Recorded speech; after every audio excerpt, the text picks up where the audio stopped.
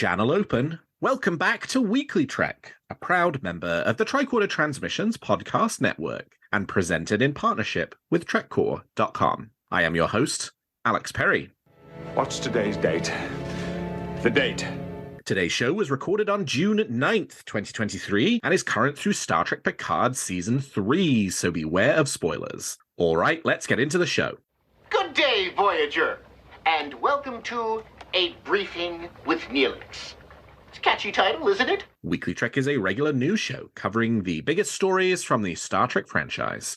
We are in a new golden age of Star Trek. There are 5 television shows and 1 movie in production, possibly more on the way, and enough merchandise to fill the Bajoran wormhole. So stick with me, and I'll help you sort the real facts from a lot of the Dominion propaganda that you'll find online. But I can't do this alone, and my guest this week is returning guest Stephen Van Doren. Stephen, welcome back to WeeklyTrek. Thank you, Alex. It's absolutely a pleasure to be back on here. I love WeeklyTrek. All right, Stephen. Well, you know the drill. I want to know something that's got you excited about Star Trek at the moment. What's got you moving at Warp 10? Well, in carrying on my habit of bringing up fan projects as a thing that is most exciting to me, the Wolf 359 project is nearing its final editorial completion, which means we're going to have a complete oral history of the Battle of Wolf 359 soon, and I could not be happier. Oh, very cool. I'm so excited to read it. I was lucky enough to get in the good graces with the authors, and so I've been able to cast my eye over some of the earlier drafts, and it is so exciting. I cannot wait to read the whole thing, and I think everyone is really going to be very impressed. They've just said something like it's 509 pages or something like that. It's an enormous archive. I cannot wait to see how everyone responds to it. There's some amazing stuff in there. Yeah, I'm a really big fan of these sort of fan literary projects that have come into existence, certainly at a point in time at which Simon & Schuster doesn't seem to be particularly interested in publishing Star Trek novels anymore, which I've talked about at length on a previous episode. Right. It's really nice that fans are stepping up to fill the gap. I mean, we have Jack Conker and Edge of Midnight. We've got this Wolf 359 project. So yeah, there's like lots of fun stuff for people who are looking for, you know, sort of fictional literary Star Trek that helps fill in some of those gaps. And hey, what's more interesting than Wolf 359? And I've seen some of the graphics too that showed up on Twitter, and they look very cool as well. Right. And excitingly, you mentioned John. He actually asked me to do a little voiceover for a little minute intro in the style of Richard Burton's War of the Worlds. Oh, sure. Book. And so that just came out and got a whole new wave of excitement about it. And there's been mention of an audio drama that we'll begin talking about once the book is finished. But, you know, imagining a full audio drama of all of these interesting characters leading up to the actual events of, and then the immediate aftermath is just exciting as hell to think about. That is very exciting. Well, let me tell you what I'm feeling good about Star Trek this week, which is actually something I've talked about before, but I'm going to revisit it this week because, as many people know, a couple of years ago, I took over doing the screen caps for TrekCore.com for new Star Trek stuff that comes out. I did the Enterprise Blu-rays, and I've started taking over doing everything going forward. And so the big thing I've done, folks may have seen, we just finished releasing Picard Season 2 Blu-ray screen caps. In the hopper, in the process, ready to start rolling out is Lower Deck Season 3, Prodigy's first 10 episodes, Discovery Season 4, and I have been doing... And I was literally just doing Nemesis right before we jumped on the 4K movies. Now, we do it off the Blu-rays, not the 4K, because it's too technically complicated to do the 4K, but it is the 4K transfer Blu-rays that I am screen capping. And I actually really like doing screen capping, first of all, because it's something, you know, it is relatively mindless. I just put podcast on and like just start going through the episode or the movie and like picking out all the good screen caps. People ask, do we do it using some kind of computer program? No, I do it by hand. I go through not every frame, but I have access to all of the frames, and I go through and I choose the ones that I think people are most interested in, with interesting facial expressions or close-ups of props or looks at ships. That's why sometimes there might be 1 or 2 like screen caps that cover a 3 or 4 minute period where like two characters are talking to each other and the cameras are in exactly the same place and they're not really moving very much. And then there might be 15 in the space of 2.5 seconds because it's a really cool effect sequence. That's me who does that. But one of the things that I find really cool about doing it this way is I don't watch it with audio. So I'm just looking at the picture and going second by second or frame by frame through the movie. And I always get a much deeper appreciation for the cinematography of the movie by not actually watching the movie, but by processing it as a series of still images. And in this case, like I've talked before about one of the things I really like about the 4K transfers as opposed to the 2009 Blu-ray transfers is, and I mentioned I just done Nemesis. Oh, I'm in the process of doing Nemesis. I'm in the middle of the big battle at the end right now. I have during this week, I've done Generations of First Contact and Insurrection. And one of the things I love about the 4K transfers, which I have developed an even deeper appreciation for as I've been going through this process, is how much they have returned color to these movies, the right colors. Right. They feel good. And the big one for me is First Contact, a movie that in my memory for the last 10 years has actually been a really like beige movie, a very gray beige movie that like didn't have a lot of interesting color to it, right? Like, and in my mind, the Enterprise E sets as they were constructed for First Contact were really boring because they didn't have a lot of color to them. They were quite functional and somewhat militaristic, and like compared to having, you know, done the Enterprise D before that, I was like, oh, well, you know, this is more interesting. It's got more color. Well, actually, that's not a result of the movie doing that. That's a result of the Blu-ray transfers doing that. There's a ton of color in the First Contact sets. Yes, it's a different color palette from the Enterprise D, but there's a ton of color in it. And I love the way that the 4K transfers have injected life back into these movies in a really important way. And I would just say when we finally get around to these screen caps coming out, and it's going to take months for us to get through all of them, but hey, they're done and they're in the hopper. And so people who are waiting for them, they are coming. But like when they come out, just go in and have a look and just appreciate the sort of art and the artistry that goes into these movies and seeing them again in the way that they were intended, which is what we have really been denied over the last 14 years since the Blu-ray transfers came out. So I am even more excited about the 4K Star Trek movies, having just screen capped them all, than I was before. And yeah, that's what's got me feeling good about Star Trek this week. You know, it's funny. I think I'm of a certain age where my memory goes ahead and overwrites reality on occasion. Because when I think of First Contact, I think of actually seeing it in the theater. I went with my parents, you know, I had a great time. And, you know, I think I actually was dating someone at the time I brought with, but I remember thinking how colorful the whole movie was. And I think the thing that stuck most with me is the way the warp core changed and how they used color throughout that movie. So I guess I never noticed since then that the higher quality editions that have since come out have washed that out, because I still think of it as an incredibly bright, you know, green and purple and blue and orange and all these really, really robust, thick colors. I'm glad they're back so that they will match my memory. Yeah, well worth getting. And it is just really, really nice that like we can put the Star Trek movie conversation to bed. They're all on 4K. They all look excellent. And that is how they can stay from now on. Right. All right. Well, with that, let's turn to the week's top stories. There's a war going on, and I'm a reporter.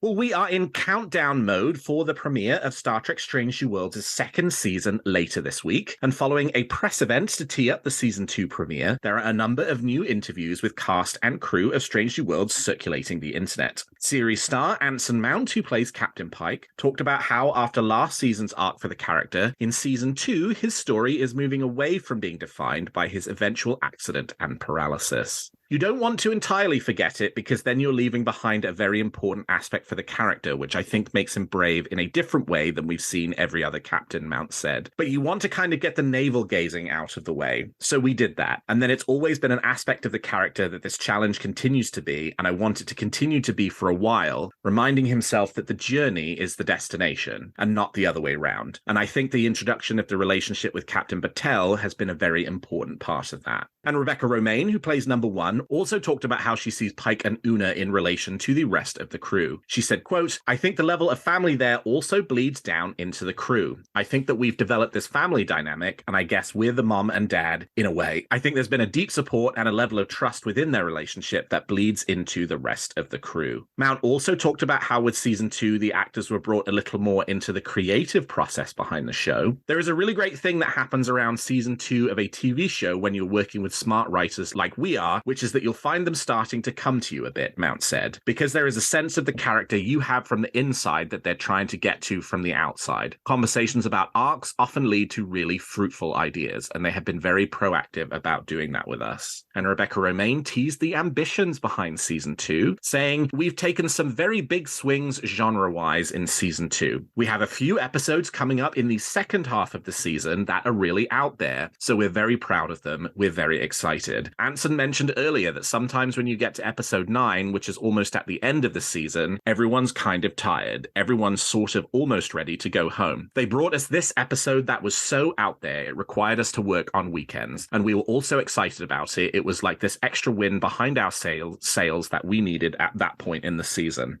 And what about the upcoming Lower Decks crossover? They both have such great backgrounds, and they never did the same thing twice, Rebecca Romaine said of Lower Decks stars Tawny Newsome and Jack Quaid. They did something different. They took it off the page and played with it in every single take. It was so fun. And having Jonathan Frakes there was very important to sort of massage the two worlds so that they were cohesive. They come from this animated show, and now they're on the Enterprise, which is a very, very different tone. It was really important that he was there to meld those tones. Stephen, what's your level of excitement for Strange New Worlds season 2? I remain quite excited about it. I loved the first season. I've had difficulty finding large things to complain about in modern Trek. I've enjoyed most everything that they've done. So them mentioning that they're doing some big genre swings is encouraging to me. I think it's important that obviously we had a conversation some time ago. It might have been the last time I was on. We were talking about what that big strange episode might be that they keep alluding to. Yep. That episode 9 or whatever it is, and it seems ever more likely that it seems to be a musical type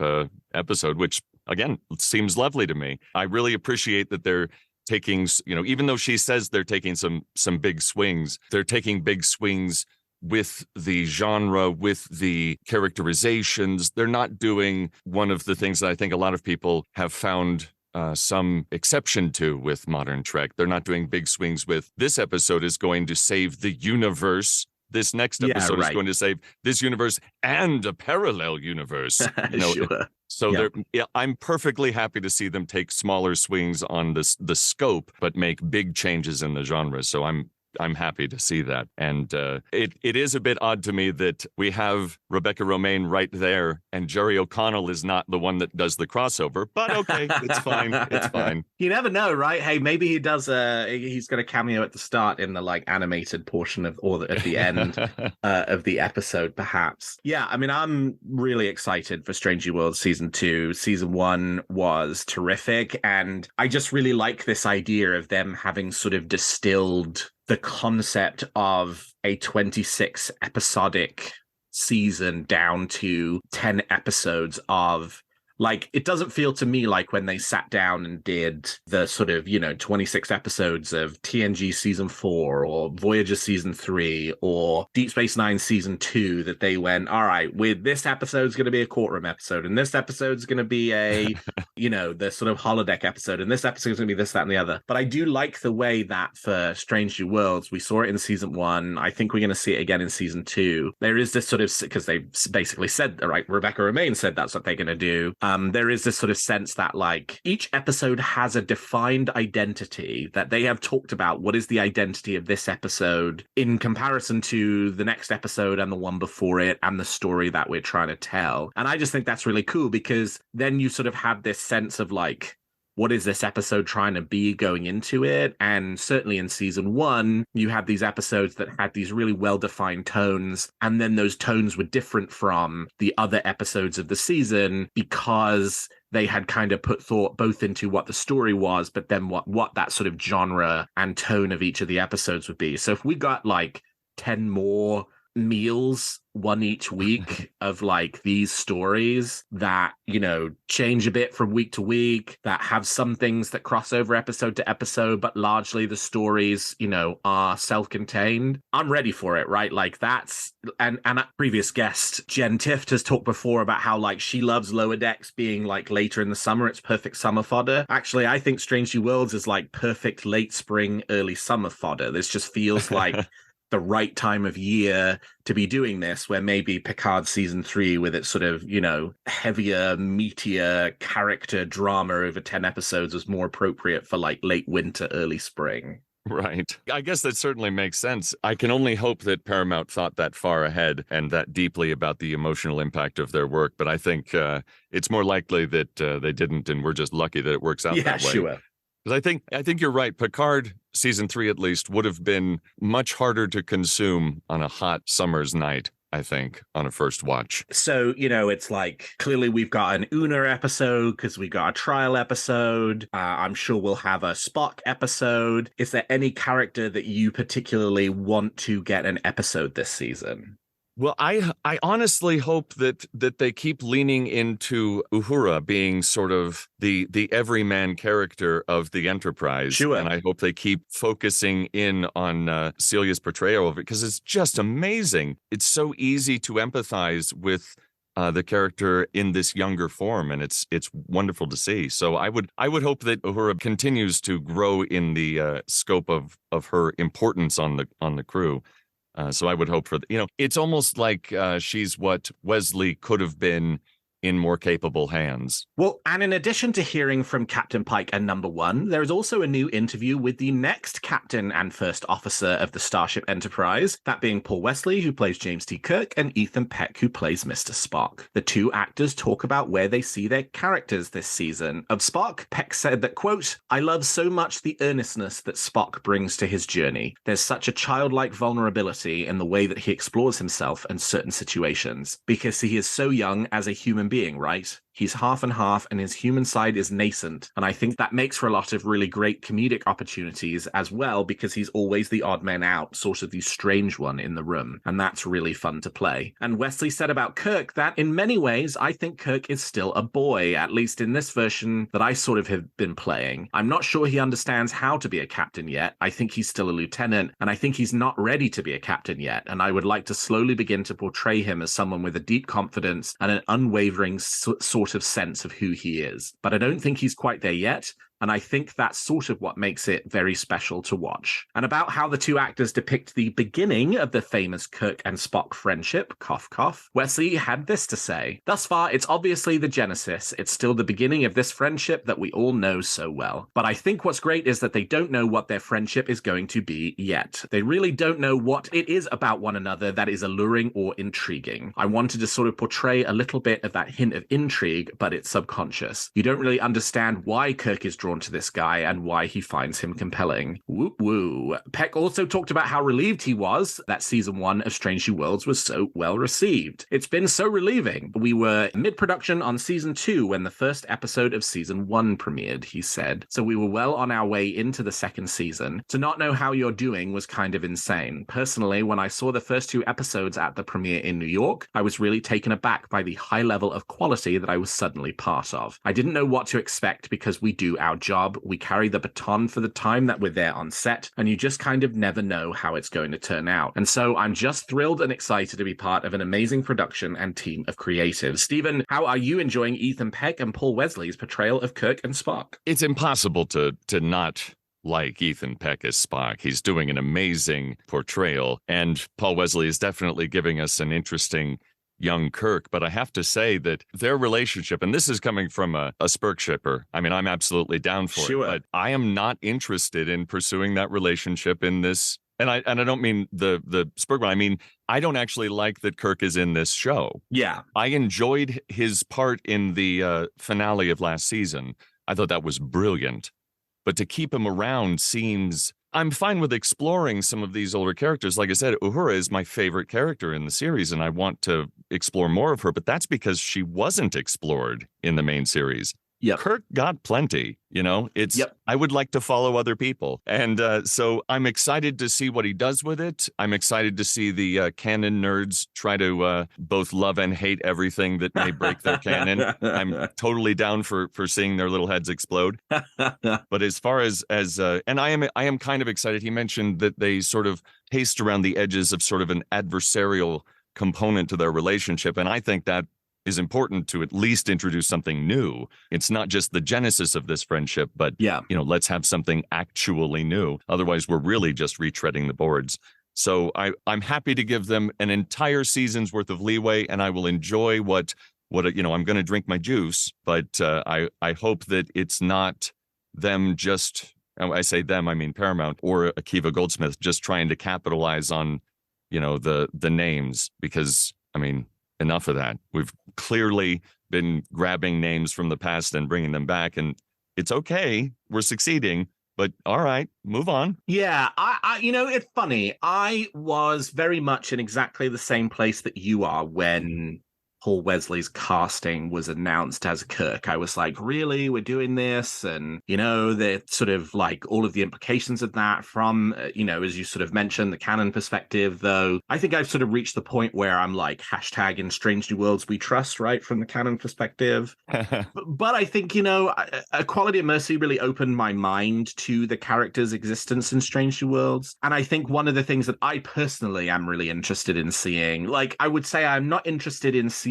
Kirk being like another member of the crew and a character who just like shows up all the time and is just somehow like always there for some reason, even though he's technically not part of the Enterprise crew. But I am really interested in seeing more of I personally think I am really interested in seeing the genesis of the Kirk-Spock friendship, because when you pick it up in the original series, it is very much midstream at that point in time. And, hey, we learn more about, Uhura and Spock. And so I personally think I would enjoy seeing more of the genesis of that Spock-Kirk relationship, like they sort of indicate is coming this season. And as for the rest of it, we'll just sort of see how it ultimately plays out in terms of how much the character's ultimately in the season and under what sort of circumstances he shows up. Right. And if they make it work, like I said, I'll drink my juice. I will enjoy it. Sure. Well, and that's the thing too, right? Like, and that was key to my switch on it, right? They announced that he was going to be on the show, and I was like, oh, I don't know how I feel about that. And then they did Equality and Mercy, which is probably one of my favorite live action episodes since Star Trek returned in 2017. Mm-hmm. And then I'm like, okay, yeah, right. Like, I like this. This is good. Now I'm on board for the possibility of getting some more of it. So yeah, like nothing breeds a desire for more like doing it well. And so hopefully it is ultimately done well. I agree. Eager to try Star Trek Strange New Worlds, but not willing to pay yet for Paramount Plus? Well, you are in luck if you live in the United States, because Paramount Plus has made the entire first season available to stream on YouTube for a limited time. The series will be available for free on YouTube until June 30th. You get all 10 episodes of the season available for you to watch for free, again, if you are in the US. Stephen, what was your favorite episode of Star Trek Strange New Worlds season 1? Oh, I mean, it's rough, but I think the finale is probably my favorite. And the only reason it pushes it over from, now I can't remember the name of the horrible one where the child had to be placed on the throne. Lift Us Where Suffering Cannot Reach. Yes. The only reason that the finale goes over that is because of the redesign of the Monster Maroon uniform, which I thought was absolutely mind-blowingly good. Yeah. Love those leather panels on the shoulders. Oh, they're just so lovely. So that would definitely be my favorite. And then obviously my second favorite right there. Lift Us Where Suffering Cannot Reach. Okay, what's number 3? Top 3. 10, 6, and... I think we'll have to go with the premiere, just because the introduction of the whole... Was that when we got to see Robert April and the forest ship? We definitely Or saw was Robert April. Yes, I think it was at the end of the episode. Yeah, those were two absolute highlights that have stuck with me because I thought the portrayal of Robert April was marvelous, and that ship was just so cool, and the lore behind, they put all the trees up here, and they thought, Yes. it's too big to move it back, so let's just build the rest of the station. It's very, very human. I like that. Love that. Yeah, for me, I think it's Equality Mercy number 1, Spock Amok number 2, and Serene Squall number 3, because I actually think that's a really fun episode, and I like fun. I'm in a fun Star Trek mood, or at least I have been for a while. Right. And Strange New Worlds has definitely captured the fun aspect that I think the other shows, besides Lower Decks, obviously, has sort of shied away from a little too hard, I think. Yeah, because watching like Spock Amok, watching Ethan Peck and I hate that I can't remember the actress who played T'Pring. The way they Sandhu, I think. Gia Sandhu. Sounds right. Yeah. The fact that they both acted out each other's mannerisms in, their portrayals of the swapped Katras was just so neat and so clever and so funny and subtle. And the fun of Strange New Worlds is definitely one of its biggest appeals to me. So I hope they can keep that going I think it's obvious they're going to. Yeah, certainly it's definitely the tone of the trailer, right? Like sort of, with the jokes about the ship to go now. Exactly. And the Kirk joke about the spinning door where he says I was born in space. Yeah, like I think they're definitely sort of like keeping up that sort of spirit of fun, which is great because, that feels very appropriate to this show, feels very appropriate to this flavor of Star Trek, and we're about to get 10 more of them, which is terrific.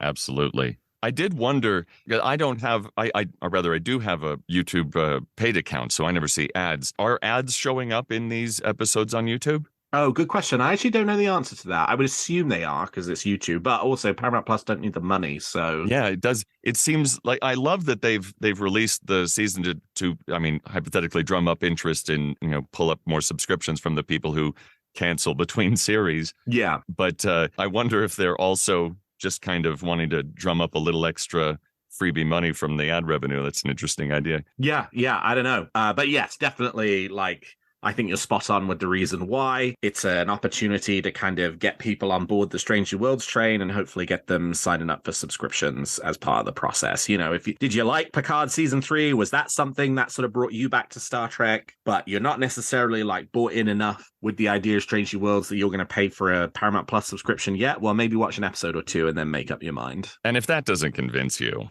nothing will. Yeah.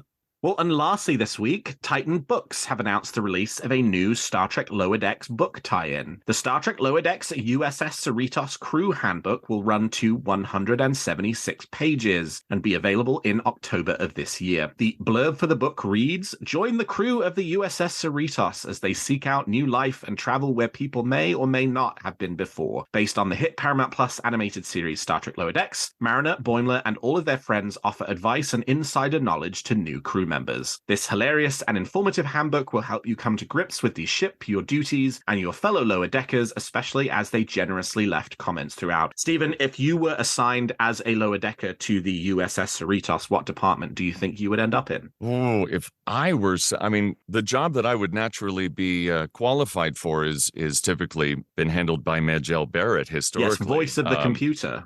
So I don't know. I think I'd probably push for. Do they have an arboretum on the Cerritos?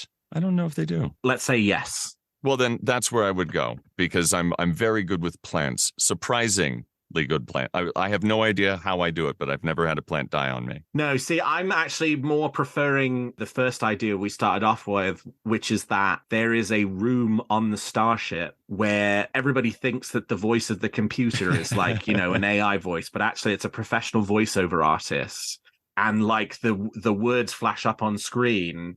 And it's actually a person who's speaking them to everybody on the ship at the same time. That there's somebody who that is their job. They are the voice of the computer. It's the only way, we as voice actors are facing right now producers who are turning to digitally created voices to replace us.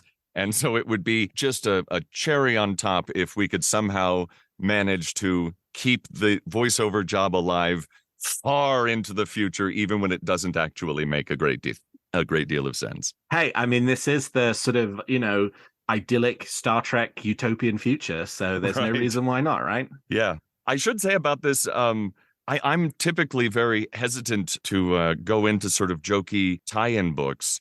And so I looked into the author of this one, Chris Farnell. He's done a number of Doctor Who books, and the reviews that people have been offering have been fairly positive, and they're also amusing. So I think he's a very good choice to do this specific book, because I think he's willing to work inside the boundaries of a franchise, number one, and he's actually a big Trekkie, so I think he's probably very honestly approaching it. So I think I might have to even look into this one. Yeah, this is cool. It comes from Titan Books, who have been doing a lot of the like non-fiction Star Trek books that's been coming out over the last 5 to 10 years. All the big like art books, the visual effects of the motion picture, that First Contact book that came out last year. There's a Wrath of Khan book also coming later this year. They've been responsible for doing those, and like, this is cool. I mean, it's a little bit different. It's a Lower Decks tie-in, which I think is really cool. We don't have much Lower Decks stuff outside of the show itself, and so it's nice to have one more. And yeah, and it's like, it's a fun concept, and hopefully,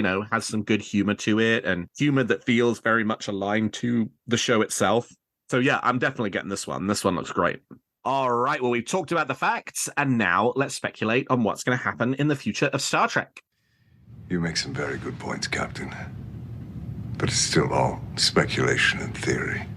Well, each week, my guest and I give you a wish or theory we're nurturing about any of the shows or the future of the franchise. So, Stephen, let's hear your theory or wish for this week. I am parking all of my hopes in my family on Discovery, because even though we are nowhere near when we actually get to see it, I'm already got my dials up to 11 on my excitement, because the crew of the Discovery has been so close to me in terms of representation and in terms of the scope of what they present as a story. And so I have incredibly high hopes for their final season. I was a little, peeved that they gave such a small amount of time for rewrites at the end to tie things up. It was like a weekend or something, a paltry amount of time. Yeah. But I remain, if I'm willing to trust that Akiva Goldsmith is going to write me a Kirk that isn't going to, make me want to pull my remaining hair out, and we were willing to trust Terry to give us a Picard story that wasn't going to,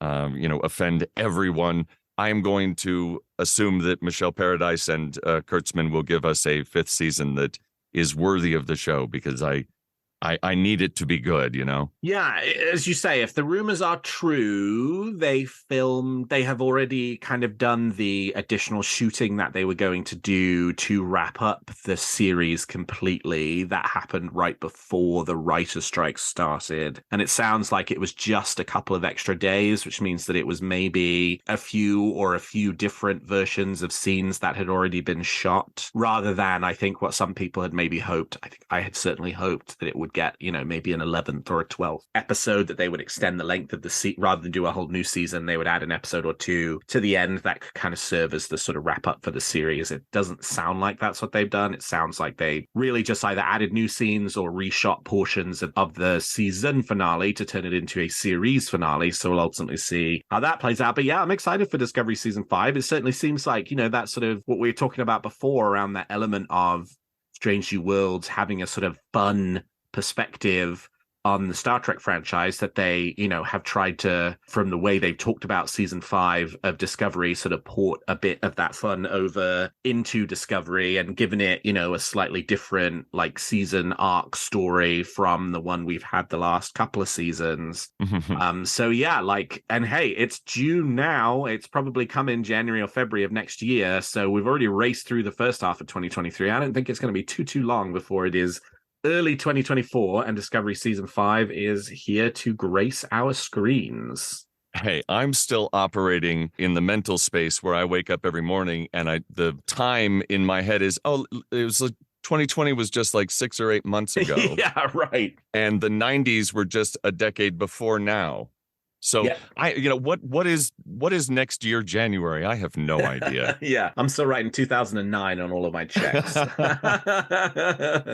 All right, let me tell you so the last episode of Weekly Trek, which was 2 weeks ago, I think that was the one where I did a big Debbie Downer about we were supposed to have been at Star Trek Mission Seattle, which obviously didn't happen. And interestingly, in the 2 weeks since we recorded that, StarTrekMissions.com, which was the website for Star Trek Mission Chicago, and then was going to be the website for Star Trek Mission Seattle, now redirects you to StarTrek.com. So that is probably soft confirmation for me that the Star Trek missions and Repop's involvement in Star Trek are 100% done. They said after Seattle, when they cancelled Seattle, they were like, we're exploring other opportunities to bring the fans together. And I think all of that was bullshit, and it's done. Repop's out. And if Paramount wants official Star Trek conventions, they'll need to find a new person to run those. But I don't want to continue the negativity, so I'm going to talk about something positive, which is that, hey, STLV still exists, right? Creation Entertainment, who have run what used to be called, when it was official, Star Trek Las Vegas. Now everybody just knows it as STLV. You know, it's the 57-year mission this year. Next year it'll be the 58-year mission. Now they are an unlicensed convention. They're not able to use any of the Star Trek branding for anything, but it's still a giant Star Trek convention. It's mostly Star Trek guests. This year they've added some folks from the Orville, which if you're an Orville fan, that's great. I'm sure you'll have a great time. I'd prefer that it stayed fully Star Trek. But yeah, they've got Star Trek guests, over 100 Star Trek guests. It's the same, you know, Star Trek Las Vegas experience that it was before they lost the license to Repop, you know, without sort of the official panel stuff, but like the rest of it's the same. And they're still getting great guests. I mean, they've got Paul Wesley coming this year, be the first time he's there. They've got Christina Chong coming. They've had most of the Strange New Worlds cast. You know, they had a lot of them last year. They've got a lot of them again this year. So, you know, it's like STLV is still the place to go if you're looking for a big Star Trek convention, and go I will. This will be my 12th, I think, Star Trek Las Vegas, maybe 13th. I've been going every year they've done them since 2011. I say every year they've done them because they didn't do one in 2020 because of the pandemic. And it's coming up. It's now less than 8 weeks away. By the time you listen to this, it's probably closer to 7 weeks when STLV will be. And it's been a highlight on my calendar for years. And, you know, last year it was like, well, the official convention is Chicago, so I'm maybe a bit more excited about that. And people were talking about like, well, do we go to Vegas anymore, or do we go to this official one that's going to travel around? And now that one's gone. So STLV it is for everybody. And an answer presented itself. Exactly. And so it's nice that, you know, like, everybody is back to going to the one convention, and most people will be there, you know, who have shown up regularly. And so, yeah, I'm really looking forward to STLV this year. I think it's going to be a fabulous time, and it's only a few more weeks to wait until we ultimately get there. And I'll be counting down the hours to be able to spend time with all of my friends. So after a Debbie Downer of a section in last episode, this episode, I'm just looking at the positive and excited to be in Las Vegas soon. Oh, I wish I could join you guys. Every year I see it, and I think maybe this will be the year that I can do it. And the mere thought of putting myself into a big crowd of people shivers me to the core. So why put myself in that situation? But I love how many people go, and I love seeing all the photos and seeing all those happy faces. It looks like a great time. Yes, it is definitely not for everybody. It's Las Vegas. Ugh. Yeah, that too. In August. Ugh. And that too. And it's a big crowd of people. So yeah, not for everybody, but if that's your jam, I'll see you there. Do you have a theory or a wish for Discovery, Section 31, Starfleet Academy, Strange New Worlds, Lower Decks, or Prodigy that you'd like to share? Tweet them to me at WeeklyTrek, or email them to me at WeeklyTrek@thetrekwatertransmissions.com, and I might feature your theory in a future episode. Well, that's all the time we've got for this episode of Weekly Trek. Thank you so much to my guest, Stephen Van Doren, for joining me today. Stephen, how can people contact you if they want to continue the conversation?